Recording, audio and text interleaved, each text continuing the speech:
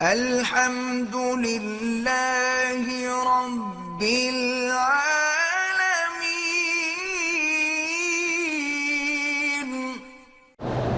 Video call پہ نکاح نہیں ہوتا۔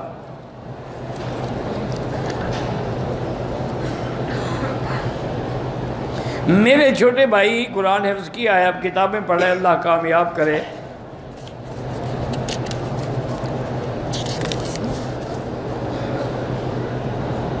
پاکستان میں اسلامی بینک ہے، اس میں اگر رقم رکھ کر نفع لیں تو جائز ہے۔ بہرحال میں نے یہی سنا ہے کہ وہ اسلامی اصولوں کے مطابق کرتے ہیں، باقی اللہ کو پتہ ہے۔ المیزان ہے، اسلامی بینک ہے، البرکہ ہے، اسی طرح استثمار الخلیج ہے۔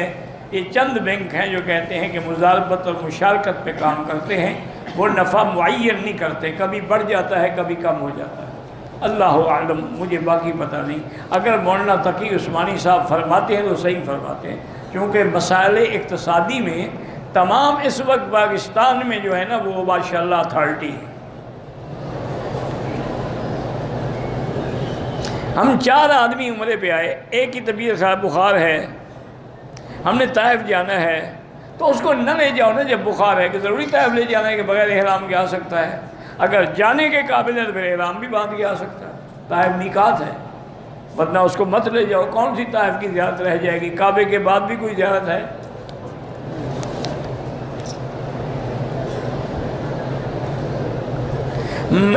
کہتے کہ ہم نے عمرہ کیا، بچہ ساتھ تھا، شک ہے کہ کہیں اس نے پیشاب نہ کرو، شک نہ کرو، اللہ قبول فرمائے۔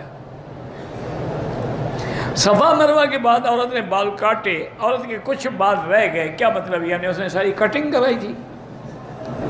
کیا رہ گئے، کیا کاٹے؟ کوئی وضاحت کرو نا۔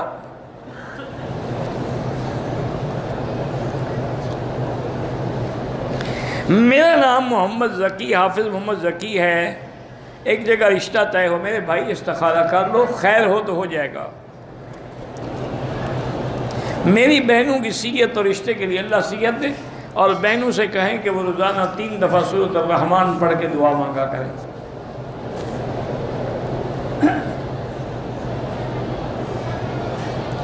بہرحال آپ 6 آدمی ہیں، عورتیں بھی ساتھ ہیں، تو آپ امام بنیں گے، عورتیں پیچھے کھڑے ہو کے نماز پڑھ سکتی ہیں۔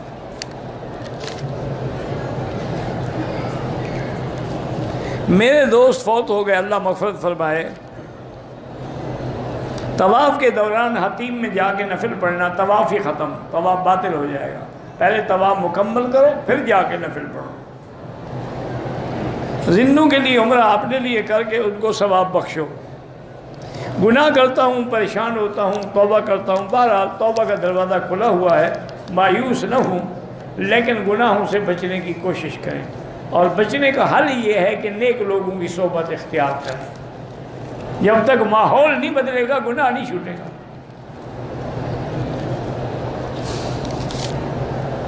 اگر کوئی لڑکا اور لڑکی کہیں کہ ہم خدا کو حاضر ناظر جان کے کہتے ہیں کہ ہم میاں بیوی ہیں، ساری زندگی زنا کرتے رہیں گے، کوئی نکاح نہیں ہوگا۔ اس کے لیے ولی بھی ضروری ہے، خطبہ بھی ضروری ہے، گواہ بھی ضروری ہے۔ یہ اچھا نکاح ہے؟ یہ تو پھر وہ شیعہ والا متع ہو گیا نا۔